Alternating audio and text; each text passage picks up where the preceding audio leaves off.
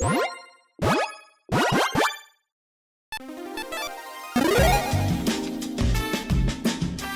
and welcome to the Commander's Quarters. I'm your host Mitch, glad to have you here. Here at the Commander's Quarters, we're all about Commander on a budget.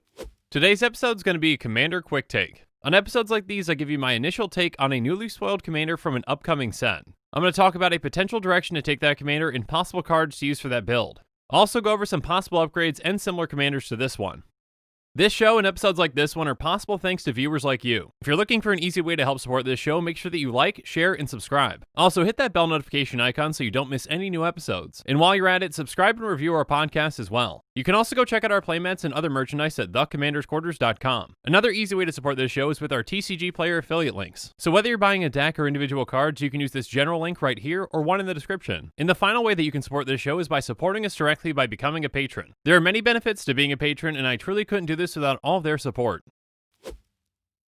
But before we really jump into this, I just want to give a quick disclaimer. On episodes like these, it is just an initial quick take. This Commander is as new to me as it is to you. And because of that, I don't have a finalized deck built for this Commander yet. So the direction that I talk about today might not be the same one that I choose for a deck tech. And because of that, some of the cards that I'm going to mention might not be in that deck either. Alright, now that we're on the same page, let's get into it. Today's Commander Quick Take is on Purphoros Bronze-Blooded. Purphoros is a 7/6 indestructible god that costs 4 and a red. It has as long as your devotion of red is less than 5, Purphoros isn't a creature. Other creatures you control have haste, and by paying 2 and a red, you may put a red creature card or an artifact creature card from your hand onto the battlefield, sacrifice it at the beginning of the next end step. We'll get into the comparisons of the old Purphoros later, but this seems like a pretty powerful version. First up, like the other gods, it starts off as an indestructible enchantment, which is very hard to deal with. And on top of that, as a 7/6, this is the heaviest hitting god we've seen so far. This Commander allows you to be very aggressive in multiple ways. First up, it's going to give your other creatures haste so you can swing right away. And that sneak attack ability can be extremely powerful. Just having to pay 3 mana to put a creature in play that you can swing with right away is huge. Now, most of the time you will have to sacrifice that at your end step, but still you can get a lot of value out of that creature. Creatures that have ETBs or attack triggers can gain us a lot of value for just that 3 mana that we're putting into them. We can cheat out some big beaters with some huge effects way earlier than we should be able to. And we also have some ways that we might actually be able to keep them on the board instead of sacrificing them. This is going to be a very aggressive deck that's looking to hit hard and hit quick. We're going to cheat out huge creatures that we're going to get a lot of value out, and sometimes we can actually keep around. Again, we'll talk about the old Purphoros later, but this is definitely a different direction than that one. A repeatable sneak attack Commander can be pretty powerful. So now let's tackle some cards to consider. Like I mentioned before, with this deck we can cheat in some expensive creatures with either ETBs or attack triggers. First up, we can run cards like Spawn of Thraxes. It's a 5/5 flying dragon for 5 red. When it enters the battlefield, it deals damage to target creature or player equal to the number of mountains we control. So the later the game goes, the more damage that this can put out. And by cheating it out for just 3 mana, we can get a ton of value out of it. Another creature for us to cheat out is Drakuseth Maw of Flames. It's a 7/7 flying dragon that costs 4 red. It has whenever it attacks, it deals 4 damage to any target and 3 damage each of up to 2 other targets. So essentially we're getting a total of 17 damage for just that 3 mana. Now that damage will have to be spread out, but that's obviously an incredible value. We can also include creatures like Chaos Maw to help keep our opponent's boards in check. It's a 6/6 Hellion for 5 red, and when it comes into play, it deals 3 damage to each other creature. So this can completely wipe out some of our opponent's boards while not affecting us really at all. Up next, we've got some more powerful effects to cheat and play like Angrass Marauders. It's a 4/4 human pirate for 5 red, and says if a source you control will deal damage to a permanent or player, it deals double that damage to that permanent or player instead. So this can double up all of our damage, not just from attacks, but also from those ETBs or attack triggers. Even just getting one combat with this in play can be the end of the game for some opponents. Another valuable creature for us to cheat and to play is Molten Primordial. It's a 6/4 avatar with haste that costs 5 red. When it enters the battlefield for each opponent, we gain control of up to 1 target creature that player controls until end of turn. We untap those creatures and they gain haste until end of turn. So for just 3 mana, we're getting a 6/4 and we get to steal 3 of our opponent's creatures. This can really surprise our opponents out of nowhere and really swing combat into our favor. And then something like Meteor Golem can be great in this deck as well. It's only a 3/3 golem that costs 7, so it's not going to be a huge threat. But when it enters the battlefield, we destroy target non-land permanent and opponent controls. Red can have a ton of trouble dealing with certain types of permanents, especially enchantments. Thanks to our commander, we can essentially cheat this out at instant speed for just 3 mana instead of 7. Giving red that kind of flexibility can really surprise our opponents and come out of nowhere. We're also going to need some ways to keep things going though, so something like Sandstone Oracle can be huge. It's a 4/4 flying sphinx that costs 7, and when it enters the battlefield, we choose an opponent, and if that player has more cards in hand than us, we draw cards equal to the difference. For 7 mana, this isn't a bad effect at all, but for 3, it's even better. Against the right opponent, being able to draw a ton of cards for just 3 mana is a huge effect. And then something simple like Voyager Staff can provide us a lot of value. It's an artifact that costs 1, and we can pay 2 and sacrifice it to exile target creature, and then return the exile card to the battlefield under its owner's control at the beginning of the next end step. step. So this can actually help us out in multiple ways. By cheating a creature in with an ETB, we can essentially blink it to get that ETB again. But perhaps more importantly, by blinking it, we don't have to sacrifice that creature. For just 2 mana, that's a ton of value. But perhaps an even bigger effect comes with Sundial of the Infinite. It's an artifact that costs 2 and it has pay 1, tap it to end the turn, activate this ability only during your turn. So basically it's a fantastic way to get around having to sacrifice our creatures. We can cheat them into play for just 3 mana each and then use this to get around that sacrifice effect. That's an incredible amount of value for just that 1 mana activation. It's going to allow us to keep a huge board and really dominate our opponents. We've got other ways to gain value off of our big creatures. First up, there's Mirror March, which is an enchantment for 5 and a red. It says whenever a non-token creature enters the battlefield under your control, flip a coin until you lose a flip. For each flip you won, create a token that's a copy of that creature.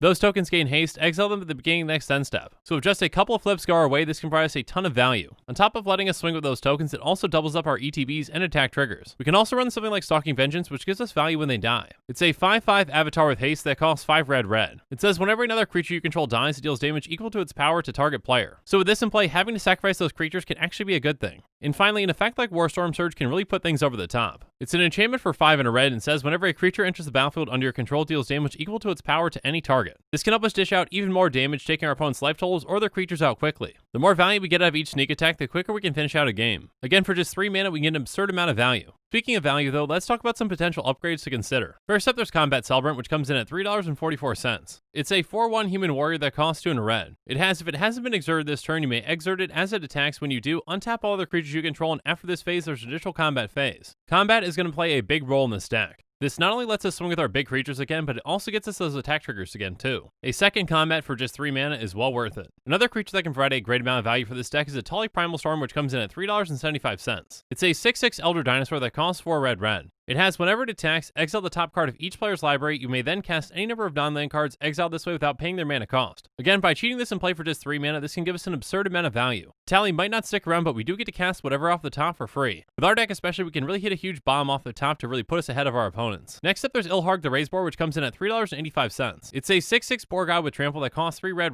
It has whenever it attacks, you may put a creature card from your hand onto the battlefield tapped and attacking, return that creature to your hand at the beginning of the next end step. And then when Ilharg dies or is put in exile from the battlefield, you may put it into its owner's library third from the top. So essentially this is a threat that we can get back that helps us cheat another creature into play. And since that creature bounces back to our hand at the end of the turn, we can really abuse ETBs with this. Another card to consider is Balefire Dragon, which comes in at $8.34. It's a 6/6 dragon with flying that costs 5 red. It has whenever it deals combat damage to a player, it deals that much damage to each creature that player controls. So basically this is a 1-player board wipe on a body. And for just 3 mana, that's an incredible amount of value. Next up, there's Conjurer's Closet, which comes in at $4.16. It's an artifact that costs 5, and it says at the beginning of your end step, you may exile target creature you control, then return that card to the battlefield under your control. So basically, this is a free blink effect each turn. This can help us get an ETB again, or help us get around that sacrifice effect. If this stays on the board for just a few turns, it can provide us a great amount of value. And a final upgrade to consider is Panharmonicon, which comes in at $7. It's an artifact for 4, and it says if an artifact or creature entering the battlefield causes a triggered ability of a permanent you control to trigger, that ability triggers an additional time. So essentially, this is going to double up all of our ETBs. Again, the more value that we can get out of that 3 mana sneak attack, the more effective this deck is going to be.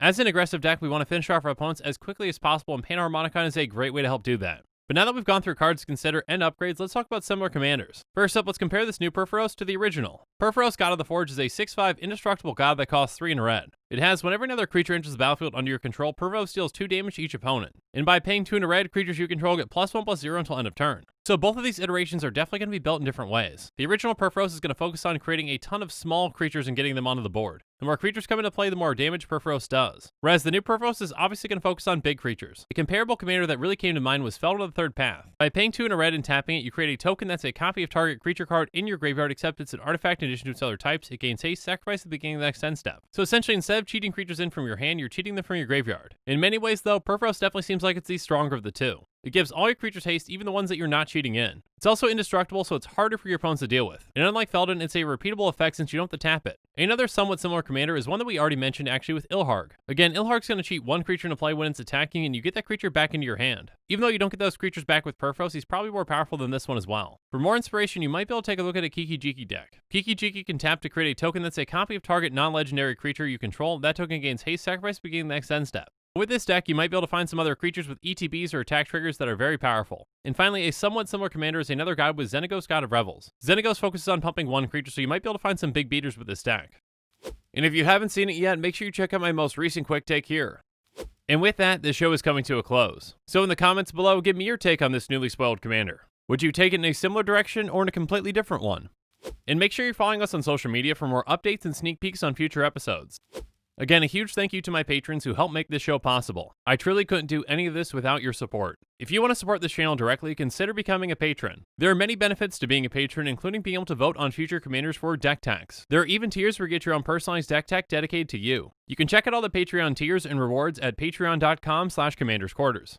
If you haven't already, make sure that you like and subscribe to the channel. Here at the Commander's Quarters, we're all about budget commander. So while you're at it, go ahead and check out some of our other types of episodes. And with that, I'm out of here. Thanks again and have a good one.